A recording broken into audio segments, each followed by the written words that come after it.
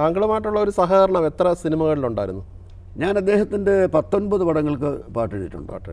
പാട്ടെഴുതി. പിന്നെ 2 പടങ്ങൾക്ക് തിരക്കഥ എഴുതി. 3 പടങ്ങൾക്ക് തിരക്കഥ സംഭാഷണം എഴുതി. സ്വാമിയപ്പൻ ഏറ്റവും വലിയ പടം, സ്വാമിയപ്പൻ. പിന്നെ ഭാര്യയില്ലാത്ത രാത്രി, യൗവനം എന്നൊരു പടമാണ്, വളരെ നല്ലൊരു പടമാണ്. വണ്ടക്കാരി വേറെ പടം ചേർത്തതാണ്. യൗവനം വേറെ പടമാണ്. വിജയശ്രീ മരിച്ചപ്പോൾ രണ്ടുകൂടെ ചേർത്തിറക്കി. വണ്ടിക്കാരിൽ ഒരു പാട്ട്, ഒരു സീൻ മാത്രമേ ഉള്ളൂ. വണ്ടിക്കാരിലെ പാട്ട് ഞാൻ എഴുതിയിരിക്കുന്നത്. ഈ ഇപ്പോൾ പാട്ടുകളെക്കുറിച്ച് പലതവണ ചോദിച്ചിട്ടുള്ളതാണ്, എങ്കിലും ഒരു പാട്ടിനെ കുറിച്ചൊന്ന് ചോദിക്കണമെന്ന് തോന്നി. ദുഃഖമേ നിനക്ക് പുലർകാല വന്ദനം, എൻ്റെ രാജ്യം കീഴടങ്ങി എൻ്റെ ദുഃഖത്തെ ഞാൻ വണങ്ങി. ആ ഒരു പാട്ട് എഴുതാനുള്ളൊരു സാഹചര്യം എന്തായാലും? അല്ല, ദുഃഖമേ നിനക്ക് പുലർകാല വന്ദനം എന്നുള്ള പടത്തിൽ, കാരണം അച്ഛനിൽ നിന്ന് വേർപെട്ടു പോയ ഈ അന്ധവിശ്വാസം കാരണം ഈ ആദ്യം ഉണ്ടായ മകനെ ഉപേക്ഷിക്കുന്ന ഒരു അച്ഛൻ്റെ കഥയാണ് പുഷ്പാഞ്ജലി.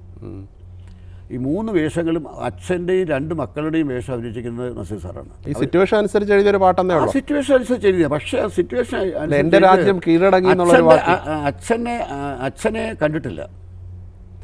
അപ്പോൾ എൻ്റെ അച്ഛൻ ഇന്നാലാണെന്ന് മനസ്സിലാക്കി ഒളിച്ച് വന്നൊരു കള്ളനെ പോലെ വന്ന് രാത്രിയിൽ ഈ അച്ഛൻ ഉറങ്ങിക്കിടക്കുന്നത് കാണുക, അമ്മ ഉറങ്ങിക്കിടക്കുന്നത് കാണുക, അമ്മയുടെ പാദങ്ങളിൽ അമ്മ അറിയാതെ തൊഴുതിട്ട് തിരിച്ചു വന്ന് പാടുന്നതാണ്. അല്ല, ഈ ഒരു വാക്ക് ഉപയോഗിച്ചത് എന്താണ്? എൻ്റെ രാജ്യം. അതായത് നമുക്ക് ജീവിതത്തിൽ ദുഃഖം മാത്രം അനുഭവിച്ചത്, ജനിച്ചപ്പോൾ തന്നെ അച്ഛനും അമ്മയിൽ നിന്ന് വേർവിട്ട് പോയവൻ, അവൻ്റെ ദുഃഖം അവൻ്റെ ഫ്രണ്ടാണ്. അപ്പോൾ ഗുഡ് മോർണിംഗ് സോറോ.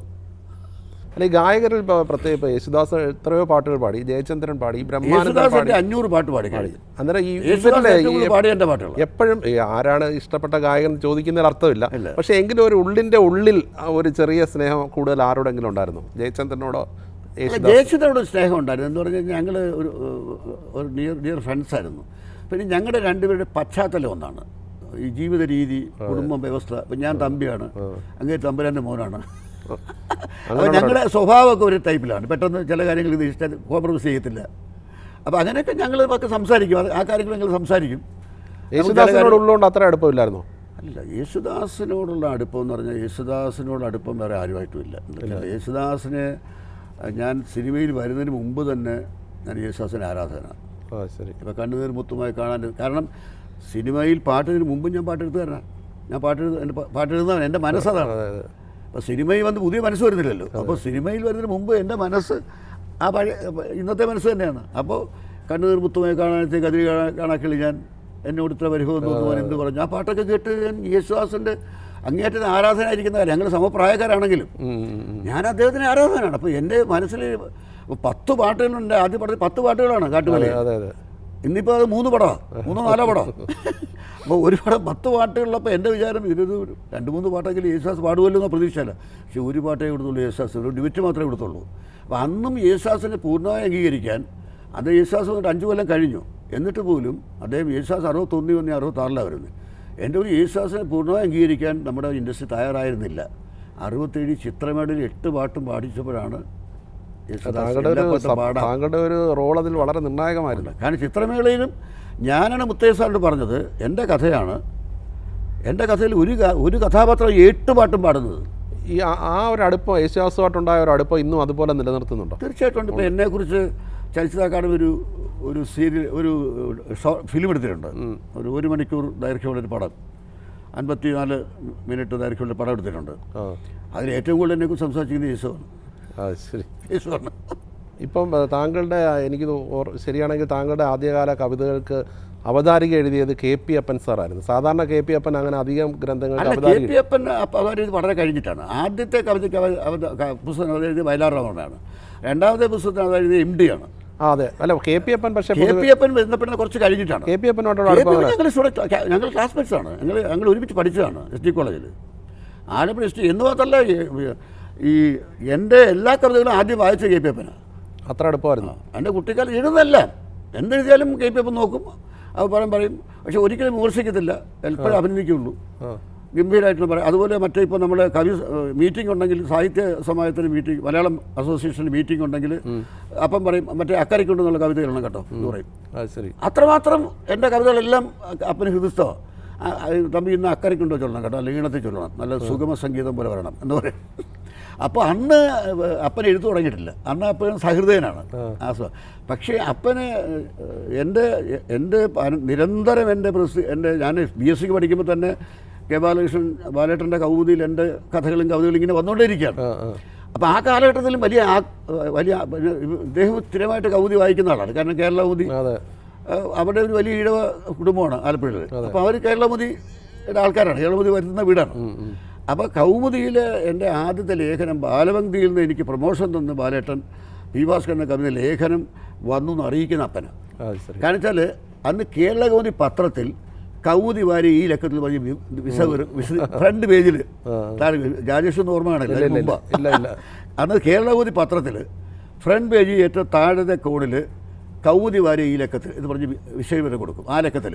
അപ്പോൾ അതിനകത്ത് പി ഭാസ്കരൻ എന്ന കവി ഹരിപ്പാട്ട് ശ്രീകുമാരൻ തമ്പി ഇത് കണ്ടിട്ട് ഓടി. അപ്പം ആദ്യം വന്ന് തമ്പി ബാലമതിയല്ല തമ്പി ആട്ടൊക്കെ വന്നിരിക്കുന്നു വലുതായിട്ട് എന്ന് വന്ന് പറയുന്നത് അപ്പനാണ്. പിന്നീട് ഒരു അവതാരിക എഴുതി തരികയും ചെയ്തു അല്ലേ? അത് വർഷങ്ങൾക്ക് ശേഷമാണ്. പിന്നെ എന്ന് വെച്ചാൽ പിന്നെ ഞങ്ങൾ ഒരു അകൽച്ചയുണ്ട്. അകൽച്ച മനഃപൂർവ്വമല്ല, ഞാനങ്ങ് മദ്രാസിലേക്ക് പോയില്ലേ, പുള്ളി ചേർത്തല അധ്യാപകനായി.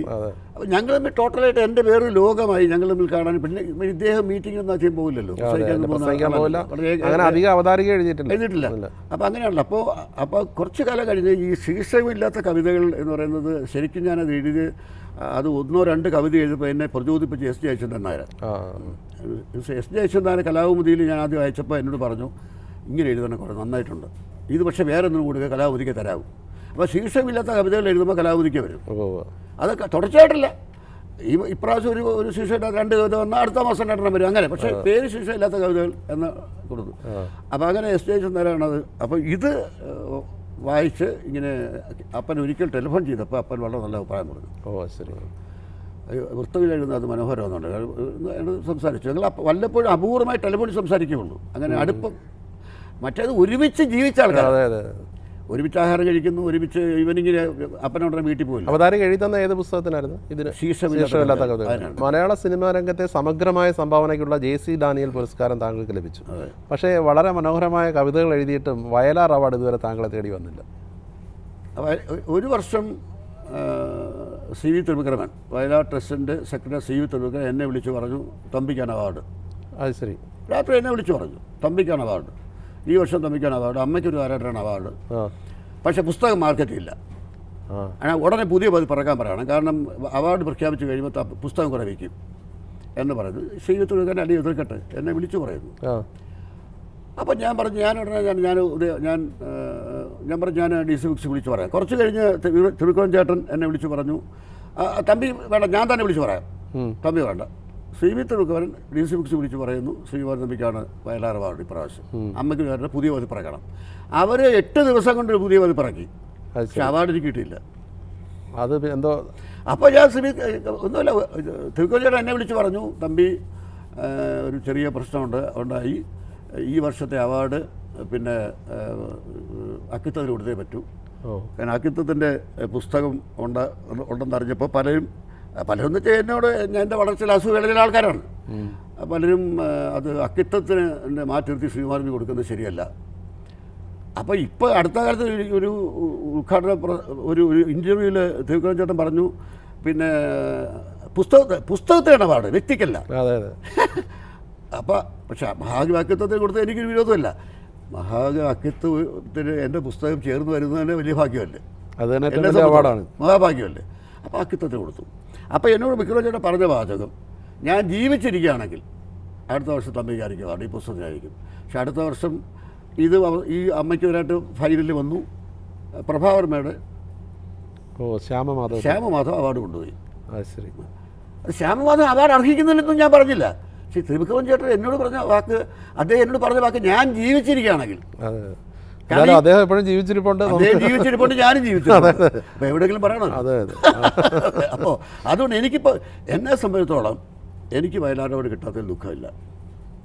അയ്യപ്പ പണിക്കൽ സാറിന് വയലാർ അവാർഡ് കിട്ടിയിട്ട് അദ്ദേഹം നിഷേധിച്ചതാണ്. തീർച്ചയായിട്ടും അദ്ദേഹം ഉപേക്ഷിച്ചതാണ് ആണല്ലോ. അപ്പോൾ എനിക്കിപ്പോൾ അതിന് യാതൊരു ദുഃഖമില്ല. എന്താ കാരണം എന്ന് വെച്ചാൽ വയലാർ രാമവർമ്മയുടെ പുഷ്കരകാലത്ത് ആദ്യം അവതാരം എഴുതി തന്നു അല്ലേ? അതെ, അദ്ദേഹം എനിക്ക് എൻ്റെ ആദ്യത്തെ കവിതാ സമ്മേളനം അവതാരം എഴുതി തന്ന ആളാണ്. അതെ. പിന്നെ അദ്ദേഹം സിനിമയിലും അദ്ദേഹം ആ അവതാരം എഴുതി 6 വർഷം കഴിഞ്ഞ് അദ്ദേഹത്തിന് തൊഴിൽ രംഗത്ത് ഞാൻ വന്നു. അദ്ദേഹത്തിന് കോമ്പറ്റീറ്ററായിട്ട് വന്നു. അതെ അതെ. അതുകൊണ്ട് എനിക്കിപ്പോൾ വയലാർ അവാർഡ് കിട്ടിയില്ല വെച്ച് യാതൊരു ദുഃഖമില്ല. കാരണം മാത്രമല്ല എനിക്ക് വള്ളത്തോൾ അവാർഡ് കിട്ടി. അതെ, വള്ളത്തോൾ അവാർഡ് കിട്ടിക്കഴിഞ്ഞ് എനിക്ക് ഞാൻ ഒരിക്കൽ വള്ളത്തോൾ അവാർഡ് തീർച്ചയായിട്ടും വളരെ വലിയ അവാർഡ്. അല്ല വയലാർ അവാർഡ് കിട്ടി. വയലാർ മനസ്സുകൊണ്ട് നൽകിയ അവാർഡ് നേരത്തെ അവതാരിക. പിന്നെ മഹാകവി ജി ശങ്കർ കുറുപ്പിയുള്ള ഓടക്കുള്ള അവാർഡ് കിട്ടി. ഇപ്പം ബാലാമണി അവാർഡ് കിട്ടി. അതെ, ബാലാമണി അവാർഡ് കുമാരനാശാൻ പ്രൈസ് കിട്ടി. അല്ല ഈ താങ്കൾ ഇപ്പം മികച്ച തിരക്കഥാകൃത്ത്, സംവിധായകൻ, നിർമ്മാതാവ്, ഗാനരചയിതാവ്, ഏറ്റവും കൂടുതൽ ഗാനങ്ങൾ എഴുതിയ ആൾ. ഈ സ്വന്തം ഒരു സെൽഫിനോട്, ആത്മാവിനോട് ചേർത്ത് നിൽക്കുമ്പോൾ ഒരാളെ പറയണമെന്ന് പറഞ്ഞാൽ എന്താണ്? കവി, ഗാനരചയിതാവാണ്. കവിത തന്നെയാണ്. കവി എന്ന രീതിയിലാണ് അറിയപ്പെടുന്നത്. ഇതെല്ലാം കവിതയാണല്ലോ. എന്നെ സംബന്ധിച്ച് എല്ലാം കവിതയാണ്, സിനിമയും കവിതയാണ്. ശ്രീകുമാരൻ തമ്പി എന്നുള്ള ഒരു പ്രതിഭയെ മലയാളം വേണ്ട രീതിയിൽ ഇപ്പോൾ ഇതിൽ കൂടുതൽ അംഗീകരിക്കല്ല, മനുഷ്യൻ മുഴുവൻ മനസ്സുള്ളിൽ കൊണ്ട് നടക്കുന്നു. പറയാൻ പറ്റില്ല, തൃപ്തനല്ലെന്ന് താങ്കൾക്ക് പറയാൻ പറ്റില്ല. കാരണം വെച്ച് കഴിഞ്ഞാൽ എന്നെ ജനങ്ങൾ അങ്ങേറ്റം അംഗീകരിച്ചിട്ടുണ്ട്. അതിന് ഏറ്റവും വലിയ തെളിവ് സോഷ്യൽ നെറ്റ്വർക്കാണ്. സോഷ്യൽ നെറ്റ്വർക്കിനൊക്കെ ഒരു ഒരു ഒരു ഒരു ഒരു സ്ഥലം ഇപ്പോഴില്ല. നിങ്ങൾ യൂട്യൂബ് എടുത്ത് നോക്കണം, ഫേസ്ബുക്ക് എടുത്ത് നോക്കണം, ശ്രീകുമാരൻ നിറഞ്ഞു നിൽക്കുകയാണ്. അതാണ് ഏറ്റവും വലിയ ഇത്. നിറഞ്ഞു നിൽക്കുന്നത് മാത്രമല്ല, എൻ്റെ ഓരോ പാട്ടിനും എൻ്റെ യൂട്യൂബിൽ എൻ്റെ ഓരോ പാട്ടിനും താഴെ ആളുകൾ എഴുതുന്ന അഭിപ്രായങ്ങൾ വായിക്കണം. അപ്പോൾ അത് എന്നെ സംബന്ധിച്ചോളം എനിക്ക് വളരെ ഒരു റിനൈസൻസ് ഉണ്ടായിട്ടുണ്ട്. ജനങ്ങളുടെ ഇടയിൽ വളരെ വലിയൊരു അംഗീകാരം ഉണ്ടായിട്ടുണ്ട്. ഇപ്പം ഞാൻ എൻ്റെ പ്രഭാഷണങ്ങൾക്ക് വലിയ അംഗീകാരമാണ്. എന്നെ കിട്ടാൻ വേണ്ടി ആളുകൾ ഓരോരുത്തരും 6 മാസം 7 മാസം കാത്തിരിക്കുക ഒരു സ്പീച്ചിന്. എന്നെ പൂർണ്ണമായിട്ടും തൃപ്തനാണ് ഞാൻ, പരിപൂർണ്ണ. എനിക്ക് യാതൊരു അസംതൃപ്തിയില്ല. കാരണം എന്നെ സംബന്ധിച്ച് വയലാർ അവാർഡ് കിട്ടിയില്ല എന്നുള്ളൊരു ദുഃഖമേ എനിക്കില്ല. പക്ഷേ യഥാർത്ഥത്തിൽ എനിക്കുള്ള ദുഃഖം എന്താ പറഞ്ഞാൽ നിനക്കാണ് എന്ന് പറഞ്ഞ് തിരിച്ചെടുത്തതിൽ മാത്രമേ എനിക്ക് ദുഃഖമുള്ളൂ. ഇപ്പോൾ ഈ പുസ്തകരചന പൂർത്തിയാക്കി ഇനിയിപ്പം സിനിമയുടെ ഏതെങ്കിലും മേഖലയിലേക്ക് ഇപ്പം സുബ്രഹ്മണ്യം ഒരാളുടെ കുറിച്ചുള്ള പുസ്തകം എഴുതാൻ കാരണം എന്ന് വെച്ചാൽ 3 വർഷം മുമ്പ് ഞാൻ യഥാർത്ഥത്തിൽ മുതലാളിയെക്കുറിച്ച് ഒരു പുസ്തകം ഞാൻ ആലോചിച്ചെങ്കിലും ഞാനത് മടിച്ചതിന് പല കാരണങ്ങളുണ്ട്. കാരണം ചിലപ്പോൾ ഞാൻ കുറച്ച് വ്യക്തിപരമായിട്ട് സ്വാതന്ത്ര്യം കാണിക്കുന്ന ആളാണ്. എന്നാലും ഞാൻ മുതലായിട്ട് വളരെ അടുപ്പമുണ്ടായിരുന്ന ആളുമാണ്. സ്വന്തം മക്കളോട് പറയാത്ത കാര്യങ്ങൾ അദ്ദേഹം എന്നോട് പറഞ്ഞിട്ടുണ്ട്. അപ്പം ഞാൻ എഴുതുന്ന പുസ്തകത്തിൽ ഏതെങ്കിലും ഒരു ഭാഗം മക്കൾക്ക് ഇഷ്ടമില്ലാതെ വന്നാലും ഒന്ന് ഭയന്നാണ് ഞാൻ എഴുതായിരുന്നത്. അപ്പോൾ അത് കഴിഞ്ഞപ്പോൾ എന്ത് പറ്റിയെന്ന് വെച്ചാൽ 3 വർഷം മുമ്പ് എൻ്റെ അടുത്തൊരു ജേർണലിസം ഡിപ്ലോമ പാസ്സായ ഒരു ചെറുപ്പക്കാരൻ ഇൻ്റർവ്യൂവിന് വന്നു. ഇൻ്റർവ്യൂവിന് വന്നപ്പോൾ എങ്ങനെയാണ് ആദ്യമായിട്ട് പാട്ടെഴുതിയ ആരാണ്, ആദ്യത്തെ പാട്ടെഴുതിയ പടത്തിൻ്റെ സംവിധായകനാരാണ്? ഞാൻ സുബ്രഹ്മണ്യം മുതലാളിയാണ്. സുബ്രഹ്മണ്യം ഒരു സംവിധാനമുണ്ടോ? ഇയാൾ ജേർണലിസം ഡിപ്ലോമ കഴിഞ്ഞ് വന്നിരിക്കുകയാണ്. ഈ തലമുറയുടെ പ്രത്യേകത പറയുകയാണ്. അവർക്ക് പഴയതൊന്നും അറിയില്ല. അവർ ചോദിച്ചപ്പോൾ പിന്നെ കുമ്പളങ്ങി നൈസിനെക്കുറിച്ച് പറയും, മഹേഷ് പ്രത്യേകത്തെ പറയും. പക്ഷേ 2ാം കഴിഞ്ഞ സിനിമക്കാർ അവർക്കറിയില്ല. ഇനിയിപ്പോൾ അടുത്ത സംരംഭം എന്താണ്? ഇനി മലയാള ചലച്ചിത്ര ഗാനചരിത്രം. മലയാള ചലച്ചിത്ര മലയാള ചലച്ചിത്ര ഗാനചരിത്രം. അത് 1938 ബാലൻ മുതൽ ഉള്ള മലയാള ചലച്ചിത്ര ഗാനങ്ങളുടെ സഞ്ചാരം, അതിൻ്റെ വികാസ പരിണാമം, എങ്ങനെ തുടങ്ങി, എങ്ങനെയൊക്കെ സഞ്ചരിച്ചു, ആരൊക്കെ രംഗത്ത് വന്നു, ഏതെല്ലാം ഗാനരചയിതാക്കൾ, ഏതൊക്കെ സംഗീത സംവിധായകർ, എന്തൊക്കെ മാറ്റങ്ങളുണ്ടായി, അങ്ങനെ പാട്ടുകളുടെ എണ്ണം എങ്ങനെ കുറഞ്ഞു, അങ്ങനെ എല്ലാ കാര്യങ്ങളും മനോഹരമായിട്ട് വികസിപ്പിക്കുന്ന വളരെ ബൃഹത് ഗ്രന്ഥം എഴുതുന്നത്. അത് എഴുതിക്കൊണ്ടിരിക്കുകയാണ്. അപ്പോൾ അതും വലിയൊരു സംഭവമായി മാറട്ടെ. എല്ലാ ആശംസകളും. Thank you.